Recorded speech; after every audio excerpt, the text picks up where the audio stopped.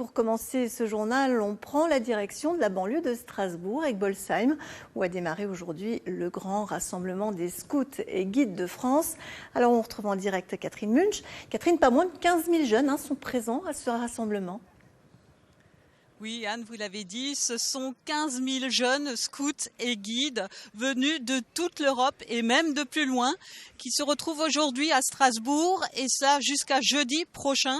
Alors en ce moment même, ils sont en train de prendre un dîner. Il s'agit en fait d'un pique-nique géant sur les terres agricoles à Egbolsheim et à Oberhausbergen. Alors ce repas, ce ne sont pas les jeunes qui l'ont fait eux-mêmes, comme ce sera le cas à partir de demain. C'est un repas qu'on leur a proposé parce qu'ils sont venus tout au long de la journée et ils ont monté les tentes. Ils en ont monté entre 2000 et 2400. Je vous propose de regarder le sujet de Marie Heidmann et de Grégory Fraise. Un flot ininterrompu envahit les abords du Zénith. Ils sont arrivés à vélo, en train, en TGV spéciaux de toute l'Europe, très motivés et surtout très chargés. Arriver, c'est une chose, s'installer en est une autre.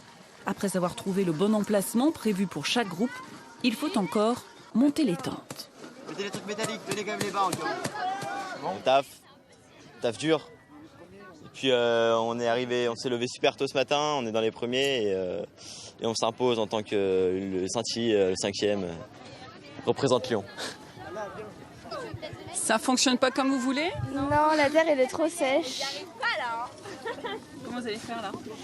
On va essayer de mouiller la terre peut-être pour la ramollir. La chaleur, ce sera la grosse difficulté de cette ville provisoire. Ce campement géant divisé en 25 villages est très bien organisé, question sanitaire et arrivée d'eau, mais il se situe en plein champ, sans ombre. Qu'importe, quand on est scout, on est toujours prêt. Chapeau, crème solaire, beaucoup d'eau et c'est tout. Et ils vont essayer de créer un coin d'ombre avec des bâches tendues, histoire d'avoir un petit peu d'ombre et un petit peu d'air un peu plus frais. Le système D toujours, et de toute façon, ces jeunes ne sont pas très exigeants. On a besoin de quoi? D'une tente qui est à l'extérieur de notre sac, d'un duvet, d'un matelas, d'un pyjama et 2-3 t-shirts quoi. C'est tout, on vit à la dure. Et une gamelle pour manger et ouais. Mais c'est pas à la dure en fait, parce que quand on est ensemble, ça ne me dérange pas de manger comme ça, tout le monde fait pareil.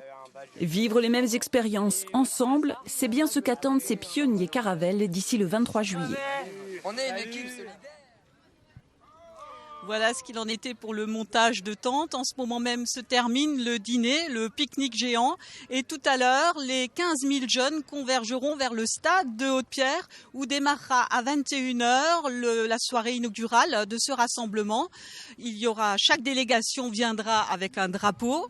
Il y aura 29 nationalités, 6 confessions, des non-croyants aussi. Un hommage sera rendu aux jeunes qui s'est noyé mardi près de Lembar.